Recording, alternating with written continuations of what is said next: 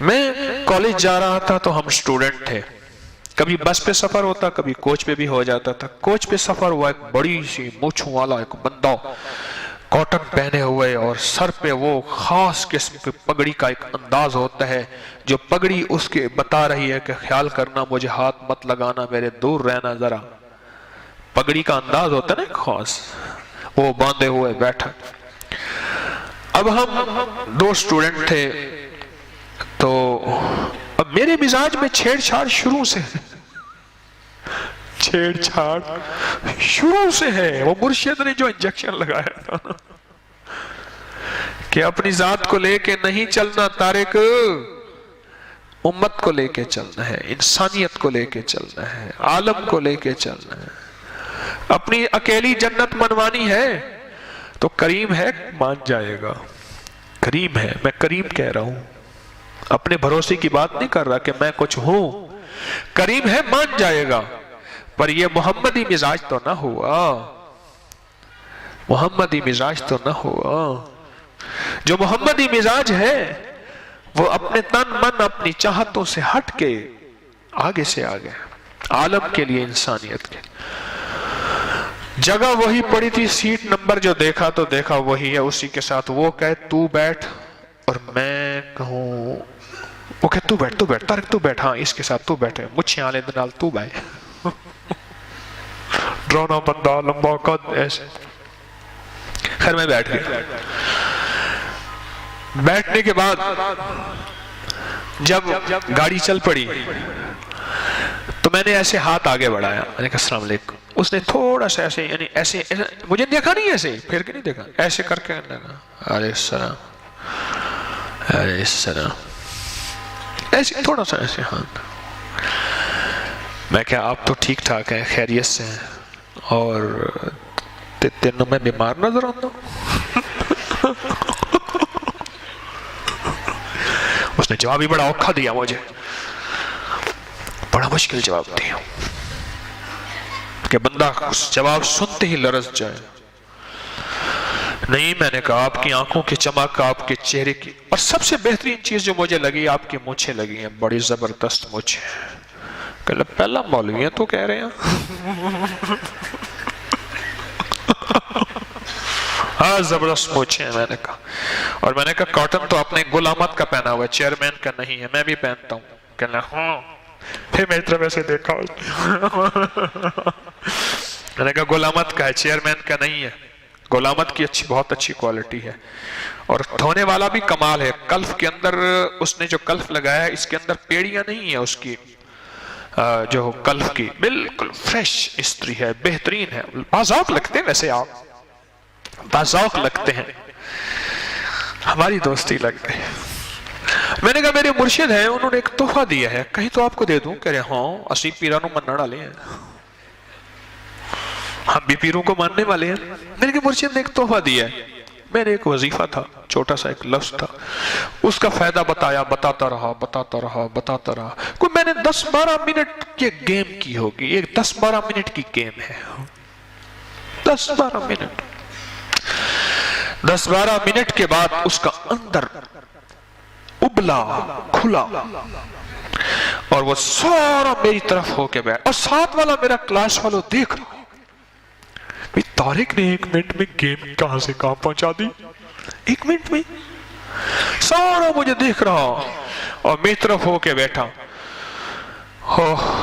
پھر اس نے اپنی زندگی کے غم سنائے، کہنے لگے لوگ مجھ سے ڈرتے ہیں، ہیبت کرتے ہیں، میں بڑی بڑی پنچایتوں میں بیٹھا ہوں، منٹ میں فیصلے کر لیتا ہوں، پر میرا ایک فیصلہ نہیں ہو رہا۔ اور پھر اپنی جو بیوی کا غم سنایا، اور بیوی نے اولاد کی جو تربیت کی، اور کہا کہ بیوی کہتی ہے جا کے باپ تمہارا ہے، اس کو گالیاں دو، اس کو لانتے دو، اور اس کو یہ چیز مار کے آؤ۔ کہنے لگا بیوی کو میں نے جتنا میں نے مارا ہے کسی نے نہیں مارا ہوگا، میں بہت لڑاکا آدمی ہوں، لیکن وہی ہے ٹیڑھی پسلی کو میں سیدھا نہیں کر سکا، اور بعد میں مجھے احساس ہوا کہ میں نے غلطی کی تھی۔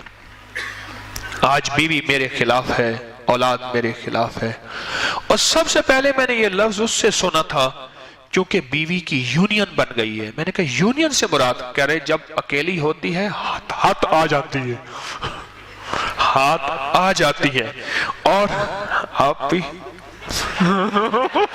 ہاتھ کھڑک ہے، ٹھیک ہے، بال آپ بھی سفید ہو گئے ہیں، ہاتھ باندھ رہے ہیں ایسے، کہتے ہیں۔ اور جب اس کی اولاد ہو جاتی ہے پھر اس کی یونین ہوتی ہے، کہنے لگے آپ اس کی یونین ہے۔ ایسا غم اس کا کہ اس کے آنسو آ رہے تھے اور وہ پی رہا تھا، باہر نہیں نکلنے دے رہا تھا، اپنے اعصاب کو اس نے مضبوط رکھا ہوا تھا، پر وہ اندر سے ٹوٹ گیا تھا، اس کا پتھر موم بن گیا تھا، اس کی موم پگھل پڑی تھی، اور وہ ایک ایسے ہاں کہ کہہ رہا تھا کہ لوگوں مجھ سے بڑا مظلوم دنیا میں کوئی نہیں ہے، مجھ سے بڑا بے سہارا دنیا میں کوئی نہیں ہے، مجھ سے بڑا بے آسرا دنیا میں کوئی نہیں ہے، ہے کہ مجھے کوئی مدد کرے، ہے مجھے کوئی سہارا دے، اور میرے گھر کے غم کو، بیوی اور اولاد کے غم کو کوئی بندہ شیئر کر لے، ٹال دے، میری بیوی میرے دوست بن جائے، میری اولاد فرما بردار آنکھوں کی ٹھنڈک بن جائے۔ اس کے پاس کوئی سامان نہیں تھا، اس کے پاس کوئی سہارا نہیں تھا، اس کے پاس کچھ بھی نہیں تھا۔ مجھے کہنے لگا کہ آپ کا پتہ، میں نے کہا کلاس فلاں ہے، رول نمبر یہ ہے۔ میرا پتہ یہ تھا، میری کلاس یہ ہے، فلاں نمبر یہ ہے، اور رول نمبر یہ ہے میرا، اور فلاں کالج میں پڑھتا ہوں، بس یہ میرا پتہ ہے۔ اس کے بعد وہ نہیں ملا، مجھے نہیں ملا، لیکن اس کے غم اور اس کا درد کی کیفیت بتا رہی تھی۔ وہ دنیا کا بے سہارا انسان ہے، جو کہ ہیبت کے اعتبار سے بہت زبردست ہے، لیکن وہ دنیا میں ٹوٹا ہوا ہے، اندر سے بکھرا ہوا ہے۔ میں اسلام آباد گیا تو وہاں ایک صاحب سے ملنے کے لیے، انہوں نے کہا جی مسجد میں گئے ہیں۔ میں مسجد میں جا کے بیٹھ گیا، وہ مسجد میں تھے نہیں۔ میں نے گھڑی دیکھی، میں نے کہا نماز کا ہے، چلو نماز پڑھتا جاؤں، جماعت مل جائے گی۔ ایک دو احباب اور بھی تھے۔ ایک صاحب کو دیکھا، اس کی شکل ایسے دیکھی، بڑا پریشان حال، مسجد کے وضو خانے کے ساتھ ایک جگہ تھی جہاں بچے قرآن پاک پڑھتے تھے، محلے کے نا، صبح شام آتے تھے، وہاں بیٹھا ہوا ہے۔ اچھا پتہ نہیں میرے دل میں کیا بنا، پھر وہی چھیڑ چھاڑ والی کہانی، میں جا کے بیٹھ گیا۔ میں نے کہا خیریت سے ٹھیک ٹھاک ہے؟ کہہ رہے ہاں۔ کیوں بیٹھے ہیں؟ کہہ رہے بس کوئی پریشانی ہے۔ میں نے کیا ہوا؟ مجھے کہنے لگا میری بیوی نے اور اولاد نے مجھے جوتے مار کے، دھکے دے کے گھر سے نکال دیا۔ کیوں؟ کہہ رہے میں فلاں محکمے میں جاب کرتا تھا، اور یہاں میرا گھر ہے، بڑی مشکل سے میں نے 10 مرلے کا گھر بنایا، 5 مرلے کا گھر بنایا۔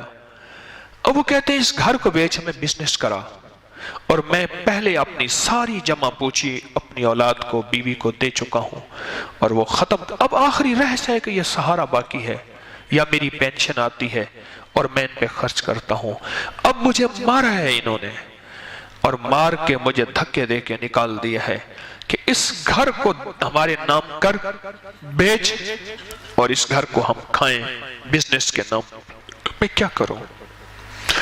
اور وہ جو رویا، اور پھر چٹائی پہ ایسے گر گیا جیسے سجدے میں بندہ گرتا ہے، بلک بلک کے رویا، اور میں اس کو اٹھانا چاہا، نہ اٹھا، روتا رہا، اور اللہ کے سامنے پتہ نہیں کیا، جیسے عورتیں بین نہیں کرتی ایسی بین کر رہا تھا، اور رو رہا تھا کہ، اور ایک بات کہہ رہا تھا کہ میں تلاگنگ کا فلاں کا رہنے والا تھا، کوئی گاؤں کا نام تھا تلاگنگ، مجھے یاد ہے، چکوال کے ساتھ تلاگنگ ہے، میں وہاں کا رہنے والا تھا، میں غریب تھا، میں نے مزدوری کر کے، جاب کر کے یہ مکان بنایا تھا، اور ایک بیٹا میرا ایسا تھا جس کو ٹی بی ہو گئی تھی، اس کو اٹھا کے میں پھرا تھا، فلاں بیماری تھی، ایسے تھا، میں نے بیوی کو ہر زندگی دی، اب میرا وقت آیا ہے اور میں بے سہارا ہو گیا ہوں، وہ مجھے گھر سے نکال دیا گیا۔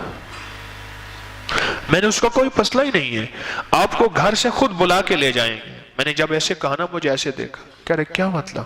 میں نے کہا اولاد آئے گی، بیٹے آئیں گے، بیوی آئے گی، آپ کو بلا کے لے جائے گی۔ میں ایک چیز آپ کو بتاتا ہوں، آپ پڑھیں بیٹھ کے یہاں مسجد میں، آپ کو ساتھ لے جائیں گے، اور آپ کی عزت ہوگی، آپ کا وقار ہوگا، اچھا اسی بات میں ہو رہی تھی، وہ صاحب بھی آ گئے جن سے میں ملنے گیا تھا۔ میرے والد صاحب رحمۃ اللہ علیہ کے کالج فیلو ہیں، اسلام آباد میں رہتے ہیں۔ میں نے اصل میں انہیں ملنے جانا تھا، ابھی بھی وہ زندہ ہیں، کالج میں اکٹھے پڑھتے تھے اور پھر ایک ہی کمرے میں رہتے تھے۔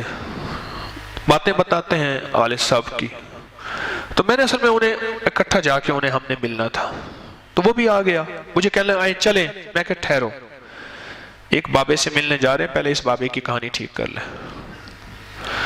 تو میں نے اسے ایک وظیفہ لکھ کے دیا، میں نے کہا یہ وظیفہ آپ پڑھیں اور آپ انشاءاللہ بیٹھے بیٹھے یہیں پڑھیں، عشاء ہو جائے نا یہیں رہیں، یہیں کہیں لیٹ جائیے گا، موسم گرمی کا تھا، میں نے کہا اب کچھ نہیں ہوگا، آپ صبح ہو جائے یہیں رہیے گا، اب پریشان نہ ہونا، اس وظیفے کو نہ چھوڑیے گا، انشاءاللہ وَقَفَا بِاللَّهِ وَلِيًّا وَقَفَا بِاللَّهِ نَصِيرًا۔ میں ایک بات بتاؤں آپ کو، خالی برتن خالی بھانڈا ہوں، اس کریم کے نام کی لاج رکھ دیتا ہوں، وہ میرے اپنے نام کی لاج رکھ لیتا ہے، میں اسی پہ بھروسہ کر بیٹھتا ہوں، اور اپنے نام کی وہ لاج رکھ لیتا ہے اور وہ کام لوگوں کے ہو جاتے ہیں، نام جو اس کا ہوا۔ دوسرے لفظوں میں لوگ میرے دروازے پہ آتے ہیں، میرا در خالی ہے، اس کا در بھرا ہوا ہے، میں اپنے خالی در سے اس کے بھرے در پہ بھیج دیتا ہوں، اور ویسا کریم ہے اپنے نام کی لاج رکھتا ہے اور اپنے بھرے در سے بھرا بھیج دیتا ہے، بھرے در سے بھرا بھیج دیتا ہے۔ تو میرا دل تو ویسے ہی خالی تھا، میرا در تو ویسے ہی خالی تھا۔ خیر وہ پڑھتا رہا، اچھا وہ صاحب جو تھے جن سے ملنا تھا وہ اسی مسجد کے نمازی تھے، ان کا گھر قریب تھا، وہ دن کی ایک دو نمازیں وہیں پڑھ لیتے تھے۔ ہم چلے گئے، میں اپنے چچا سے ملا، ان سے باتیں خیر کرتے کرتے، ایک دفعہ کی بات ہے، کوئی 5-6-7 مہینے کم و بیش کچھ عرصہ گزرا، وہ صاحب مجھے ملنے آئے، جو صاحب جن کو لے کے میں نے اپنے چچا سے ملنا تھا، والد صاحب رحمۃ اللہ علیہ کے کلاس فیلو سے۔ میں نے ایسے کہا، میں نے کہا وہ چاچے کا کیا حال ہے جس کو گھر سے اولاد نے نکال دیا تھا؟ مجھے کہنے لگا آپ پوچھیں نہیں، اس سے خود ملیں جو آپ کو کہانی سناتا ہے، وہ تو آپ کو ڈھونڈتا پھر رہا ہے، اسے بعد میں پتا چلا ہے کہ آپ جو ہے وہ ابکری والے ہیں، اور وہ کہنے لگا اس نے بعد میں پتا چلا وہ تو آپ ڈھونڈتا پھر رہا ہے، اور اس کے ساتھ بہت زبردست گھر والے محبت کر رہے، پیار کر رہے، اب کوئی نہیں کہتا مکان لکھ دیں، اس کے ساتھ محبتیں ہیں، پیار ہے۔ تو آپ نے اسے کیا بتایا تھا؟ میں نے کہا میں نے تو ایک قرآن پاک کی دعا تھی، ربنا ہب لنا من ازواجنا وذریاتنا قرۃ اعین واجعلنا للمتقین اماما۔ بس اصل میں بات یہ ہے، اس کے اندر اس وقت چونکہ درد تھا، ساری عمر کی کمائی اولاد تھی، ساری عمر کمائی گھر تھا، وہ درد تھا، اور اس نے درد سے پڑھا، اور رب کو درد مطلوب ہے، الفاظ مطلوب نہیں ہے۔ ایک ہے الفاظ، ایک ہے درد۔ الفاظ میں برکت ہے، طاقت ہے، میں الفاظ کا انکار نہیں کرتا، لیکن اگر الفاظ کے ساتھ درد ہو، پھر وہ الفاظ تیر بن جاتے ہیں اور جا کے نشانے پہ لگتے ہیں، اور جس کو کہتے ہیں کہ تیر نظر کا یہ اثر جس کو لگا شکار ہے۔ لوگوں کو ابکری یوٹیوب چینل ہر وقت سبسکرائب کرائیں، آپ دوسروں کے لیے صدقہ جاریہ بنیں گے، اللہ پہلے آپ کی مصیبت ٹالے گا۔